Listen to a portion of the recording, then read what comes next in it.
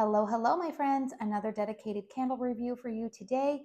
We are going to be talking about Kringle Candle Reserve Gingered Peach. So just giving you guys a little bit of a heads up, the next week will probably be a little bit heavy on the Reserve candle reviews as these candles are launching on Thursday, June 20th. At 12 p.m. Eastern Standard Time. I do want to get these reviews up in time for you guys to really assess if these candles are going to be for you, give you some time to put together a list, think it over, compare my review with other reviewers. And so that is why you have seen over the last, previous 2 days, I uploaded the caramel, cocoa, and toasted fluff, as well as the grilled PB&J. Tomorrow, we're going to do something a little bit fun and different to break up the monotony of all of the reviews, but then I will make sure that I upload the rest of the reviews earlier next week for you. So before we get into the meat of this review, I do always like to disclose if a candle was sent to me in PR, and that is the case here. This candle was sent to me from Kringle Candle. That is why you are seeing that paid promotion tag pop up. This video is not sponsored by Kringle Candle, but I did receive this candle complimentary in PR for review purposes. And you guys know I'm always honest, regardless of whether or not I have paid for or not paid for a candle that I am reviewing. So let's go ahead and talk about this candle that is pictured here right in front of me. This is, like I said, Gingered Peach. Very simplistic design behind these Reserve candles. These are their standard 2-wick. How many ounces are these? 22 ounce, 100% soy wax tumblers.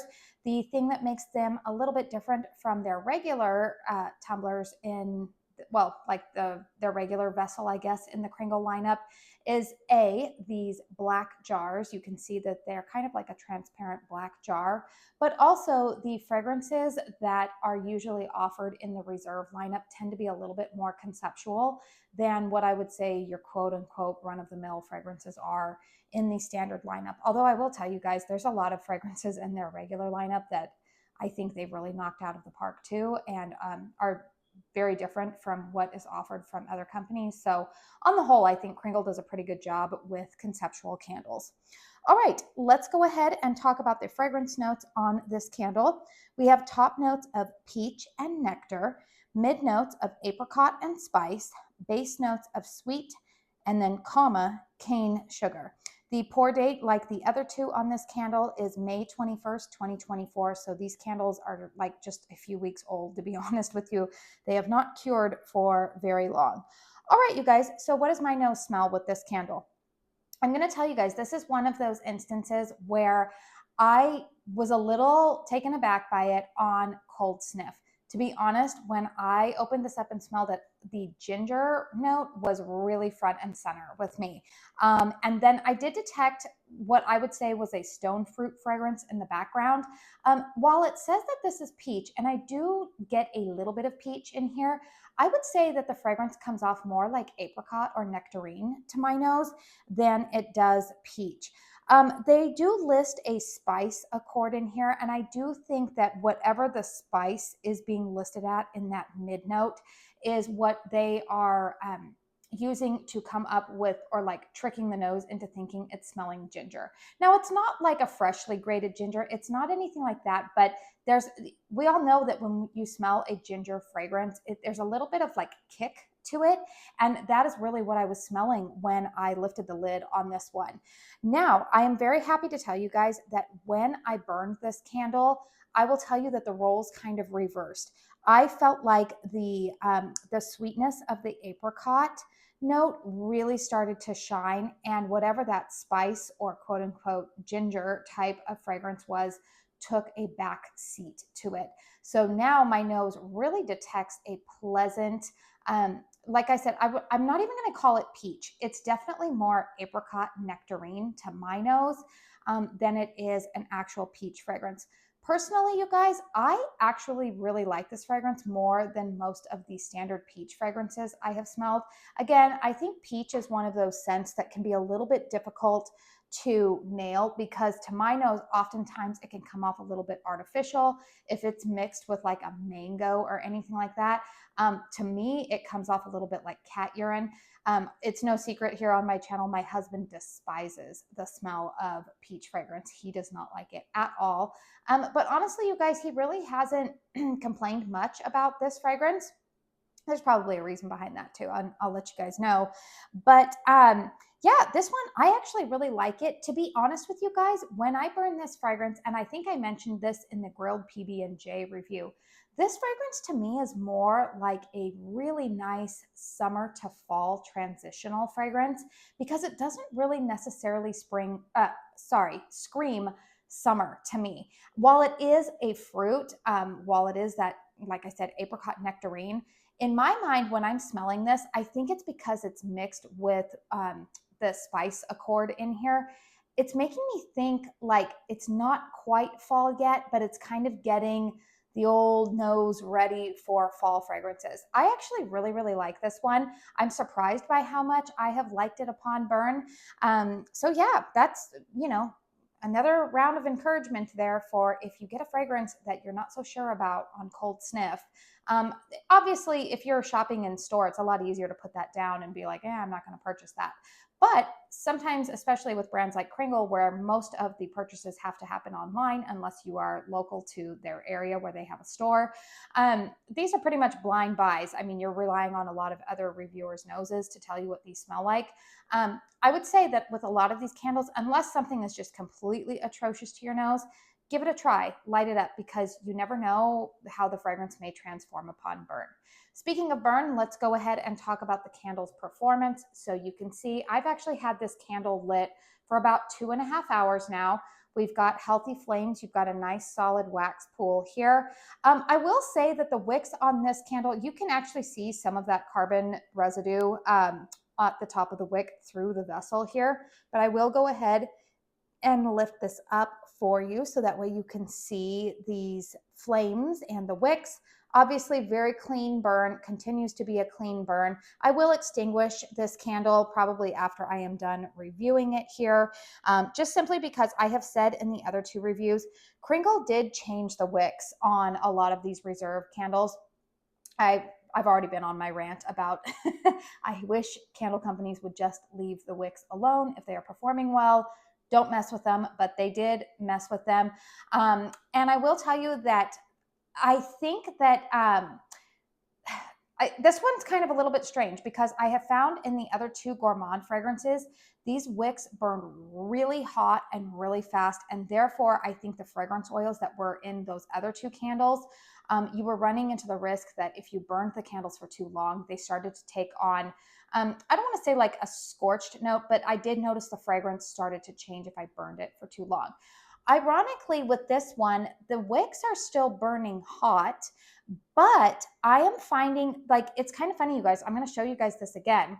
I'm not even at the halfway mark on this candle, and yet I have burned it the same amount of time as I have burned the other two gourmand fragrances, the caramel cocoa and toasted fluff, as well as the grilled PB&J.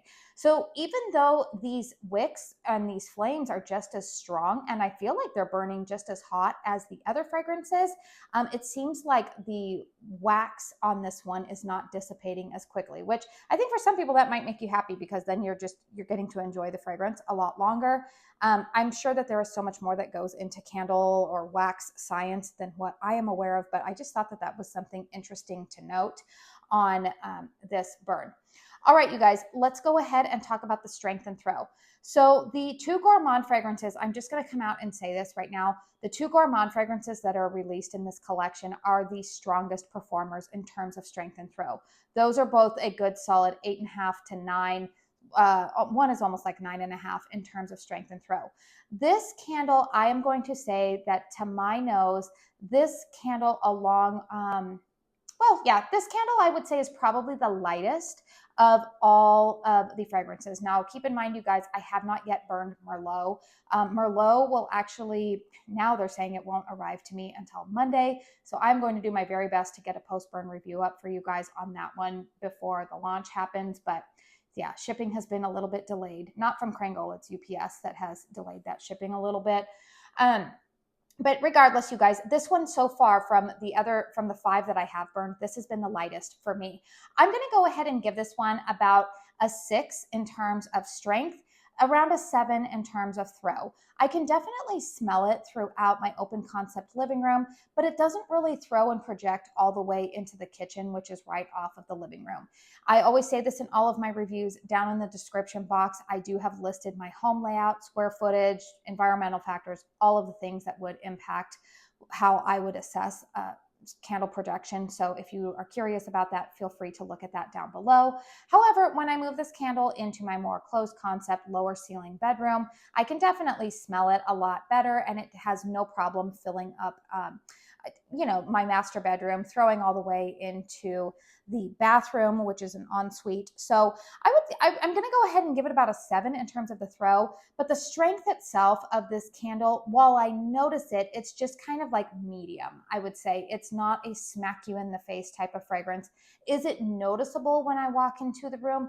Yes, it is, but I do find that I go nose blind to it a little bit easier. So I think that's one of the reasons why my husband isn't really complaining about this candle, because I'm going to tell you guys, my husband actually had a deviated septum repaired. Gosh, how long ago was that? I think maybe about 13 years ago now. It was before our son was born. He broke his nose as a child and had a deviated septum, and he's had that repaired. And I will tell you guys that his sense of smell is not as sensitive as mine. So sometimes I'll think a candle is really strong and he's like, I can barely smell that. I don't know. So I will let you guys know on that one. This candle does not bother my husband, but I don't know if that's because it's just not strong enough, because his sense of smell is a little bit weaker. So I don't know.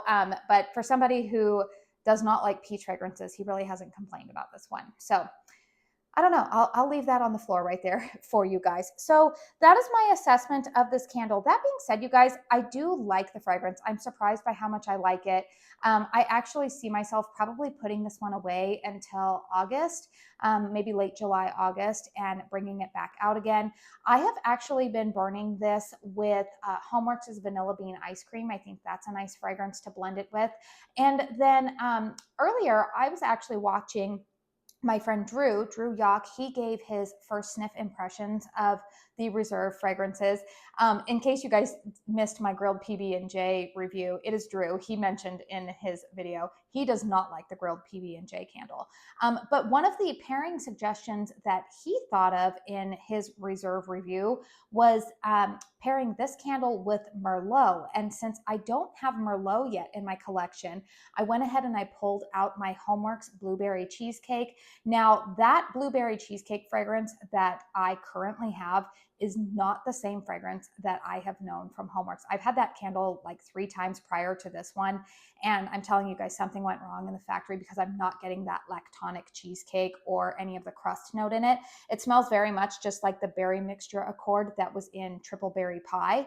Regardless, you guys, if you have Triple Berry Pie, or if you have any kind of those kind of like late summer berry type of fragrances, I actually think it's a really nice combination. So thank you, Drew, for giving me that idea, because I've really been enjoying it this afternoon with that pairing. So let me know in the comment box down below, are you interested in this candle? Or are you kind of like, I don't know if I need it? Honestly, you guys, I really, really like the fragrance. I'm surprised by how much I like it. And like I said, I think that it's going to be a perfect summer to fall transitional fragrance. I think especially if you're like me and by that time of the year, you're not quite ready for full on fall fragrances like all of the apple and the pumpkin, but you're also a little bit tired of all of the coconut and the sunscreen and the tropical fruity drinks. I think that this is a great fragrance that kind of fills in that gap. Honestly, you guys, I think the entire collection is really perfect for that time of year. But let me know what you think about this one. If it's on your list, I hope this review was helpful for you. Please hit thumbs up. I do have a discount code with Kringle Candle. Like I said, these candles are launching on Thursday, June 20th at 12 p.m. Eastern Standard Time. My discount code with Kringle is Katie15. It will save you 15% off of your purchase at Kringle. That is an affiliate code that is eligible for commission, so please only use that if you are comfortable doing so. I'm not sure if this one's going to be a sellout risk. Honestly, you guys, my assessment comment is that I think that the 2 gourmand fragrances are probably going to be the highest at risk of selling out. In fact, if I could name one, I think that caramel, cocoa, and toasted fluff is probably going to be the first one off the board. But I think this one might fall in the middle of the pack. Stay tuned, you guys, for the other 2 candles that I will have dedicated reviews on for you guys coming up pretty soon. I'm actually really surprised by how much I'm enjoying those ones. I would say that this collection is probably been the most surprising one to me in terms of what I thought I would enjoy and what I'm actually enjoying. So stay tuned, you guys. This video is starting to get a little bit long. I'm sorry. At some point, I might be able to condense my dedicated reviews into a shorter format, but that day has not yet arrived. So I do want to say thank you so very, very much for spending your time here with me today. Until my next one, I hope you all go out and have a very blessed day. Bye.